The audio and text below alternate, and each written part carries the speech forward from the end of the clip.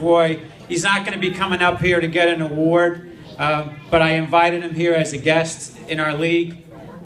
This kid, it was a nice little story. He played in the prep league for 2 years, and he finally made the major leagues this past season. He got picked by Pizza Masters in the major leagues, and unfortunately, right before the season started, he broke his wrist. He was out the whole year. Didn't play a single game. Came back, and they had one playoff game. I think he came back.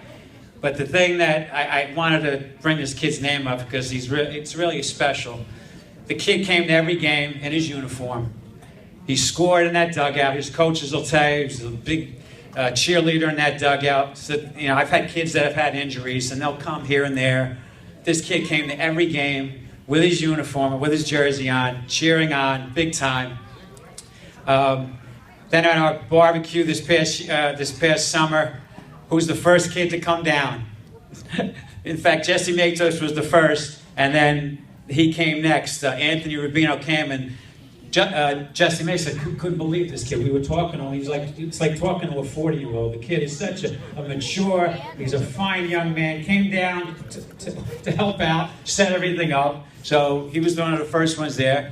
And then I was actually going to do an interview with him. I called him on the phone, was going to put a nice interview in the Journal, and unfortunately Marcellus had too much to drink that day, and I sold too many ads, and everything was taken up. There was only a half page left, so the interview part of it was shot and it was done. So I had to call him to apologize, and just like everything else the kid does, he was like, "No problem, Mr. Marcellus. Thank you for taking it." This kid is incredible. He's not getting an award, but Anthony Rubino, stand up. That kid is a special human being, an awesome team person. We're going to miss you and hope to see you in your Babe Ruth. I understand you just broke your wrist again. Keep your hands in your pockets, all right? All right, buddy. Good job. All right, so we're going to bring up Mark Sports.